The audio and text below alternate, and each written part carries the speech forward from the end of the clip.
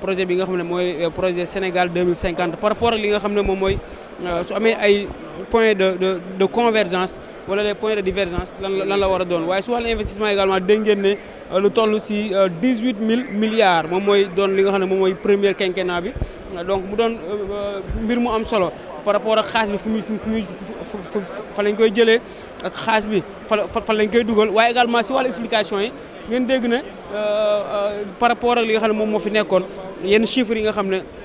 dañu ko gonflé ak yenn rapport yi nga xam ne dañ jote woon épinglé si yenn autorité maanaam xaalis bi nga xam ne dañu ko leb Banque mondiale FMI fi ñu koy dugal daanaka day doon fi nga xam ne également du développé li nga xam ne mooy askan maanaam dañuy leb lu ëpp sax li nga xam ne moom la ñuy investir donc dañuy jël kàddu yi ki nga xam ne moom mooy Moustapha Guirassy mu yëkkatee ay kàddoom si yëf yi.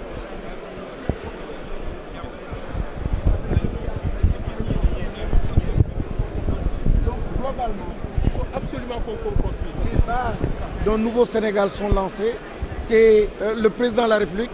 lance aussi un appel boo xam ni à la cohésion au sursaut national et comme il a dit le mot est très fort mooy benn transcendance maanaam ñu yëkkatiku bañ a nekk maintenant dans des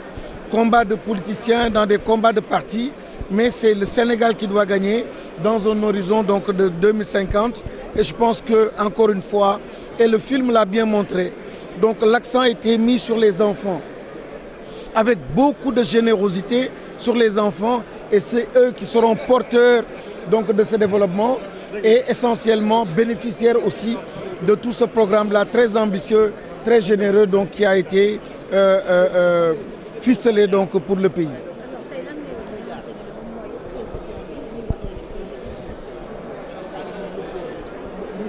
nga baal ma rek ñàkk fayda ak ñàkk fulla ak ñàkk solo wax dëgg yàlla nit da ngay am tuuti jom déglu sénégalais yi li ñu def ak le verdict ça veut dire que le Sénégal veut du changement projet bii tax bien sûr c'était les grandes lignes c'était une profession de foi comme le président le rappelle actuellement c'est ce qui est en train d'être opérationnalisé di ko bind di ko jox ay détails di gën a préciser dans une logique aussi inclusive donc franchement que l'opposition se taise un peu et respecte un peu plus donc le Sénégal on veut bâtir c'est le moment de bâtir et c'est le moment de se retrouver opposition c'est une très très bonne chose ci réew wante nag wax dëgg yàlla tamit jom ak tuuti kersa daf ci baax tamit ci valeur bu am solo la.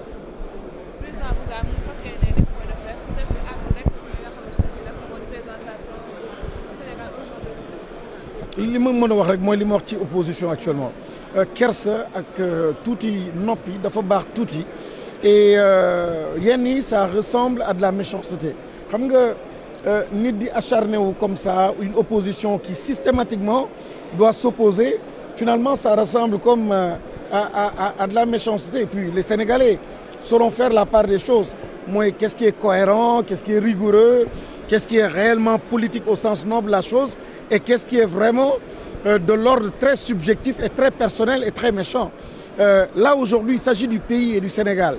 les Sénégalais dañu mobiliser wu jox une victoire écrasante à un projet je dirais bien à un souci à benn demande sociale mooy une volonté de changer aujourd'hui il s'agit donc de cela alors s'il y a des remarques à faire que ce soit simplement de façon constructive nañu def ay propositions nañu def ay suggestions et vous avez entendu le Premier ministre le dire tout à l'heure c'est un rapport provisoire et ce sera très inclusif donc encore une fois nous voulons une opposition qui est responsable qui se place dans une logique donc constructive et très positive mais malheureusement ça ressemble trop à du subjectif très personnel des contre-valeurs franchement je veux pas trop m'épancher là-dessus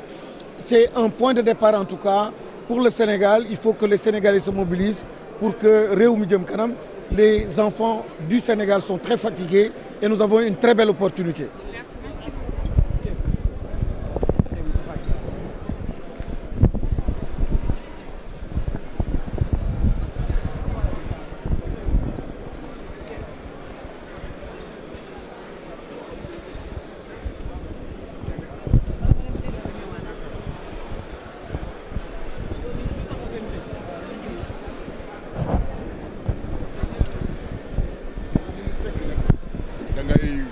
wax rek lu la neex yooyu soo ko waxee ba boo ko tooñee sax mu bàyyi la ak yàlla du la tontu mës ngeen dégg ñu ne Ousmane moo tontu lii nii du jikkoom waaw. kilifa gi est-ce que mën nañ xam tey film bi nga gis yow xale yi. nan la demee le fait que ñu def choix bi ci yow nan la demee.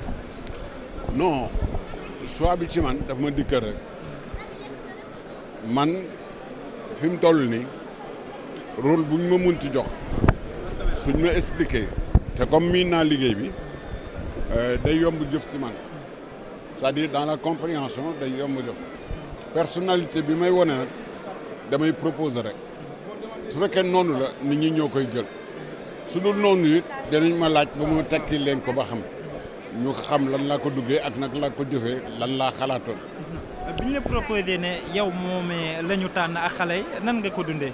dañ def casting dañ ma woo def casting bi ñu defee casting bi bon ba dégg ni réussite casting boobu moo tax ñu woo ma tànn ma ci ay nit amoon na ñu fa nekkoon mais du ma rëylu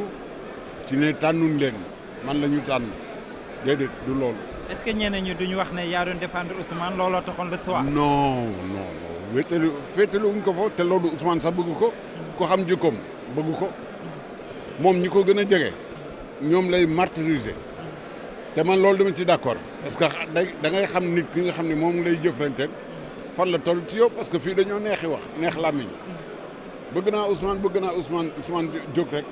def benn affaire nga jëkk-jëkk wéeru ci loolu rek daal ni waaw mu ngi nii wax ma lii wax ma laa nangam pourquoi mu may wax lii ak kii mu xam sa jikko ci biir boo nekk moom boo nekkul ku mën a muñ doo leen yàgg doo leen ànd boo nekkul ku mënul tekki aussi tamit nand ko ba xam fi muy waxee fan la waxul ko ngir yow mais daf ko wax ngir nit parce que nit kooku nag bu jotee wax ji moom dana xam parce que boo fekk ne moom mu wax ki muy waxantel ba pare yow boo jëliwul parce que nit ki booy ànd ak moom da nga naan ko xam mais soo ko xamul kay jarul ngay ànd ak moom. ñu des soit ci Sénégal 2050 jël la yow ak ñaari xale ngir ngeen wane loolee. tey bi ñu la présenté projet bi ak jàngat bi nga ci am ban yaakaar nga ci am ci Sénégal bi nga xam ne moom la ñuy xaar ci gouvernement bi maanaam ñi fi toog. projet bi dañ ko bind en français googule moom lañ ko waroon a def bu ñu demee ba ci biir woowaat ma daal ne ma affaire bi kat waxoon nañ ni français lañ koy def mais léegi wolof lañ koy def ce choix là je n'ai rien à voir là-dedans parce que dañ ma jël pour ma liggéey benn liggéey man luñ ma ca wax moom lay def alors biñ ko changé def ko wolof bind ko ci wolof ma jot ko ci jour bi nga xam ne ci laa war a tourner ma ñëw comme wolof jàng naa ko aussi écriture wolof même lu ma bëgg tey mun naa ko ci def dama ciy def rédaction dama ciy def lu ne bi ma liiree wolof bi am na ci baat yoo xam ne jubul sax mais man maa ko tekki defar ko ba mu jekk jàng ko jël ko def ko moomeel maanaam ba mu mokk bi ma ko mokkale nag ci la ñuy def liggéey boobu dem nañ ba ci biir sax taxu ko woon a jeex totalement il a fallu que le lendemain ndeysaan dans la journée da doon taw le matin comme ça fekk na renvoyé woon nañ affaire bi ndax seet nañ daal ni kat mënut ñu ko def ndax comme mi ngi taw dégg nga bu ñu woowaatee daal ni ma kat léegi dañuy def affaire bi gars yi daal nee nañ ñu def affaire bi may leen acca comédien bu parewul bu mu dugg sur scène nii sur le plateau du fa yegg loolu rek la. ndax am nga yaakaar si li ñu jaay sénégalais yi mooy projet 2050 bi. bu baax bu du woon dëgg duñ ko jaay sénégalais dafa nekk ni nag sénégalais moo naqaree waxal xam nga li ma la dafa nekk ni sénégalais dafa naqaree waxal parce que boo nee 1 mu ne du 1 2 la bëgg a wax boo nee 3 sax mu daal ne déedéet 4 la bëggoon a wax daal di ci 1 bi dafa dellu si waat. dégg nga loo wax nañ ci dugal seen làmmiñ dégg nga baal ma parce que dama doon nuyu sama xarit dégg nga donc noonu la demee il faut comprendre li sénégalais cet esprit si tu n'es pas réellement sénégalais pour nga tekki sénégalais waxam